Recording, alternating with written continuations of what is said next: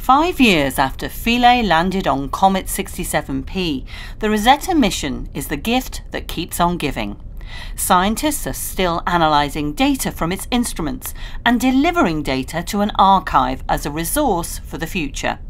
This includes data on Comet 67P's diverse landscape, coma and plasma, the ionized gas coming off the comet. Regarding the plasma, I think we were very surprised how different Comet 67P and its environment is from all the comets that we have visited before. So basically what we are looking at with the plasma is an interaction between the solar wind, which is a magnetic field and charged particles, and the charged particles that are developing around the comet, right? So you start off with a neutral gas and you ionize it, and these particles interact with the solar wind. From our previous experiences, the number of particles was very high, but with Rosetta it actually wasn't. So I think the biggest surprise was that basically a lot of our predictions were wrong.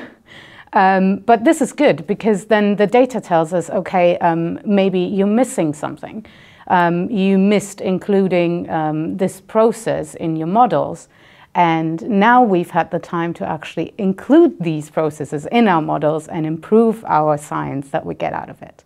And I think that was the most fun part as well about doing the science with Rosetta.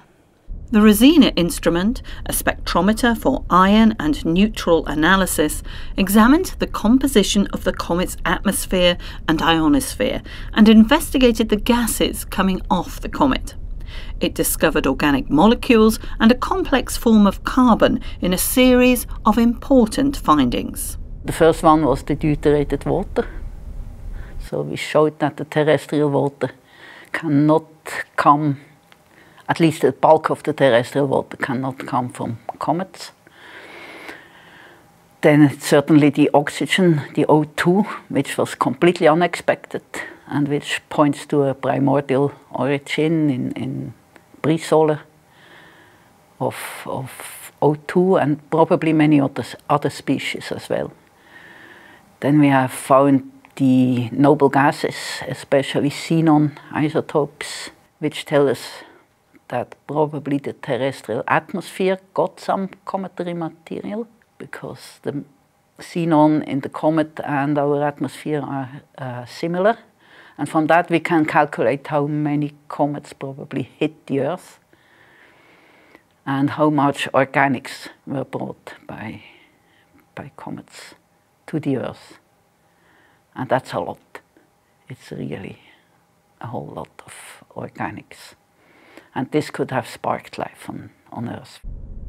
Comet 67P orbits the Sun every 6.5 years, so it will be observed again from Earth in late 2021. And this led scientists to consider something new. What this inspired us to think about is about how can we see how can we really get a pristine comet? How can we see what the comet looks like before it meets the Sun? And that's led us to talk about this, to propose this new mission, which we now have, Comet Interceptor, which is a different type of mission entirely from Rosetta. It is a fast flyby mission, so we don't orbit the comet, we don't stay and follow it. We encounter a comet at high speed, fly past it, and get all of the data we can in only a few hours. Comet Interceptor will target a new comet that has never entered our solar system before. It could also examine something like Oumuamua. Discovered in 2017, it is the first known interstellar object to have visited our solar system.